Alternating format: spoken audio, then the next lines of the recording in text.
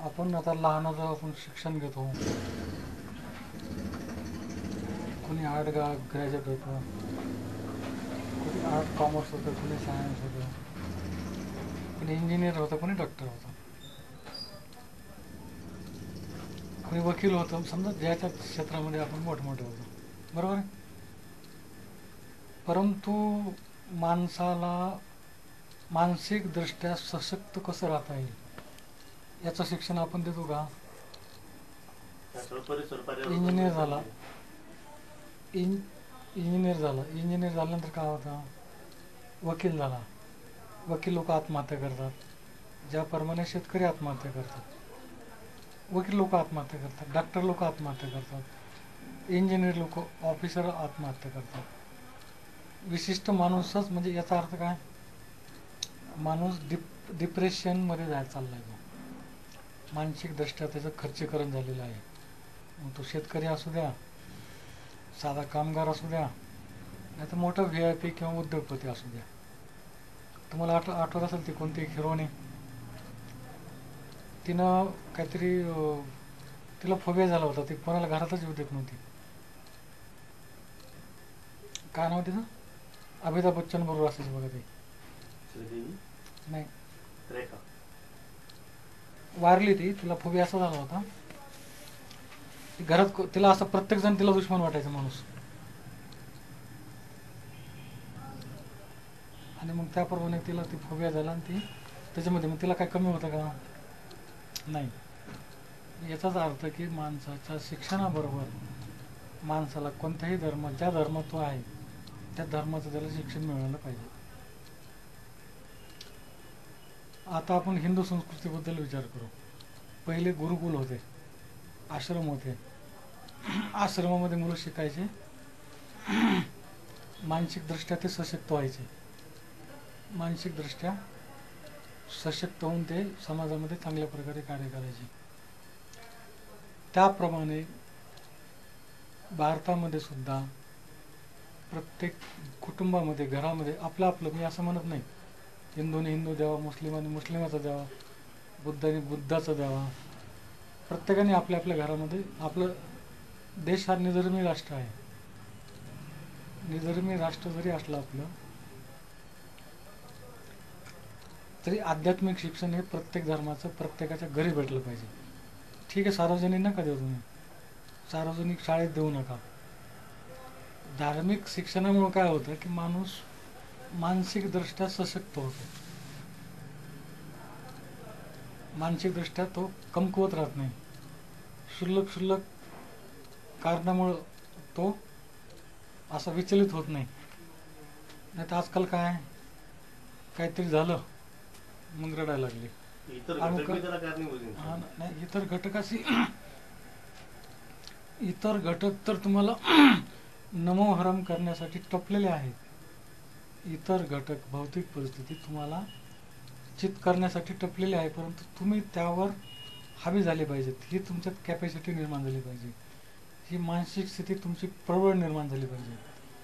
कुणी यावं टिकली मारून जावं याप्रमाणे जर तुमची मनोवृत्ती असेल, कुणीही तुमच्या मनस्थितीवर प्रबळपणे जर तुमच्यावर म्हणजे तुमच्यावर प्रभुत्व निर्माण करण्याचा प्रयत्न करीत असेल, अशा वेळेस तुम्ही तुमची मानसिक शक्ती त्यावर पेक्षा श्रेष्ठ असली पाहिजे. याचा अर्थ असा मी म्हणत नाही की तुम्ही लोकांचं ऐकू नका, असं म्हणत नाही. जे चांगलं कार्य आहे, जे तुम्हाला कार्यालयामध्ये जे चांगलं काम दिलेलं आहे ते ईश्वराचं काम आहे असं गृहीत धरून चांगलं काम करायला काय हरकत आहे. जरी समजा एखादा अधिकारी तुम्हाला वाईट आचरण करण्यास प्रवृत्त करीत असेल, तरी सुद्धा तुमची मानसिक स्थिती एवढी प्रबळ असली पाहिजे की तुम्ही त्या अधिकाऱ्यावर, त्या परिस्थितीवर, त्या वेळेवर तुम्ही मात करू शकले असता. तुम्हाला कुणी रडू शकणार नाहीत अशी तुमच्यामध्ये तुम्ही हिंमत बांधली पाहिजे. नाही तर काय, पोरग म्हणतं पप्पा आम्हाला हे द्या, नाही देऊ शकत, रडायला लागले. बायको म्हणते तुम्ही हे करत नाही, लागली रडायला. ऑफिसमध्ये आलो, साहेब म्हणतो हे काम करत नाही, लागले रडायला. साहेबाला म्हणायची तुम्हाला गरजच नाही पडली पाहिजे. जे आहे ते असं आहे, हे संपलं. अजून तुम्हाला काय पाहिजे? संपलं. ऑफिसरला जे पाहिजे तुम्ही ते काम त्याला दिलं, ऑफिसरला काम प्यार आहे. याप्रमाणे प्रत्येकाच्या वाजवी गरजा तुमच्या कोण शक्य झाल्या पाहिजेत, त्या म्हणजे वाजवी गरजा तुम्ही पुऱ्या झाल्या पाहिजेत. वाजवी गरजा पुऱ्या नाही झाल्या तर मग काय होतं? मग समोरचा माणूस तुम्हाला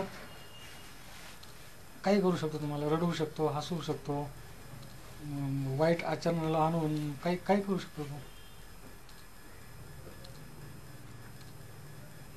त्यासाठी तुम्ही मानसिकदृष्ट्या सक्षम राहिले पाहिजे. माणसाला माणसाला शक्ती आहेत. एक त्याची शारीरिक क्षमता, दुसरी मानसिक क्षमता. आर्थिक क्षमतेला मी 0 किंमत देतो. पैसा चांगल्या मार्गाने जो पगार मिळतो तुम्हाला, त्याच्यामध्ये समाधानी राहून तुम्ही अतिउच्च पदावर पोहोचू शकता. अतिउच्च पद म्हणजे काय? ठीक आहे, आहे एखादा माणूस त्याच्यामध्ये 1 करोड रुपये आहेत, पण त्याला सुखच नाही, त्याला झोपच येत नाही रात्री, त्याचा काय उपयोग आहे? सांगायचा उद्देश असा की परमेश्वर ही एक शक्ती मुख्य आहे. त्याला तुम्ही युनिव्हर्स म्हणा. या शक्तीशी तुम्ही एकनिष्ठ राहा. या शक्तीला तुम्ही प्राधान्य द्या. दुय्यम शक्ती पत्नी, मुलं, साहेब, पैसा याला तुम्ही दुय्यम स्थान द्या. परमेश्वराचं नामस्मरण करा. तुम्हाला कसलेही कमी पडणार नाही. तुम्ही तुमचं काम चांगल्या प्रकारे करणार. चांगल्या प्रमाणे काम केलं तर तुम्हाला सगळेच फेवर होणार. याच्यामध्ये तुम्हाला सक्सेस तुमचं राहणार. सक्सेस तुम्हाला मिळणारच त्याच्यामध्ये.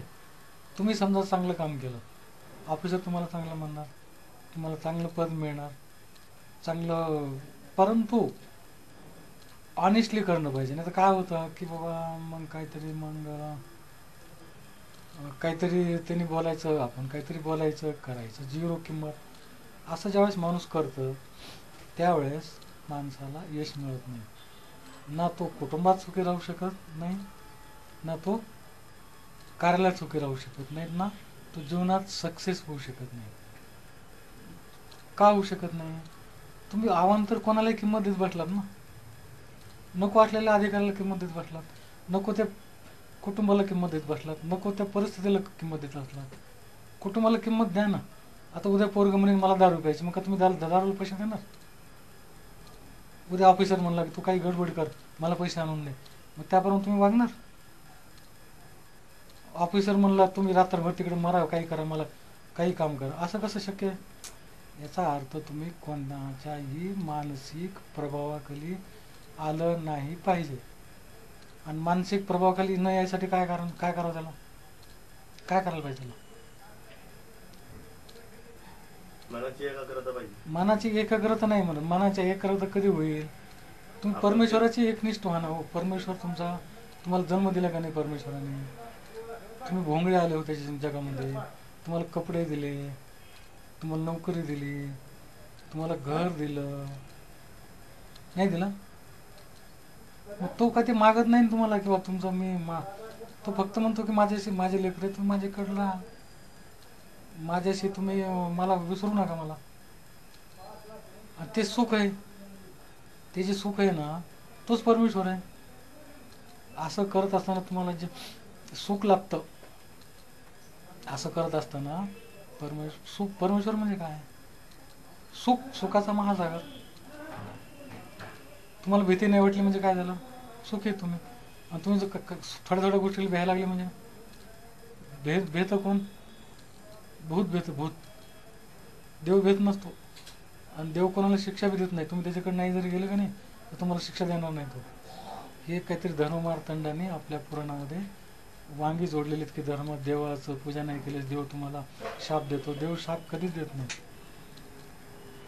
पण स्वतःच्या स्वार्थासाठी काही लोकांनी काही कार्य केलेले आहेत आणि आपण त्याला बळी पडत राहतो. बरोबर आहे? मग काय करायचं? परमेश्वराची एकनिष्ठ राहायचं. एकनिष्ठ राहायचं म्हणजे काय करायचं? भक्ती करायची म्हणजे काय करायची? नामस्मरण. असं वरी केलं मी, हरे राम हरे राम राम राम राम हरे कृष्ण, आणि मनातून काही मनात भावना नसल्या तर काय उपयोग? एकाग्र कधी होईल? बाकीची व्याप्ती सोडून द्यायची.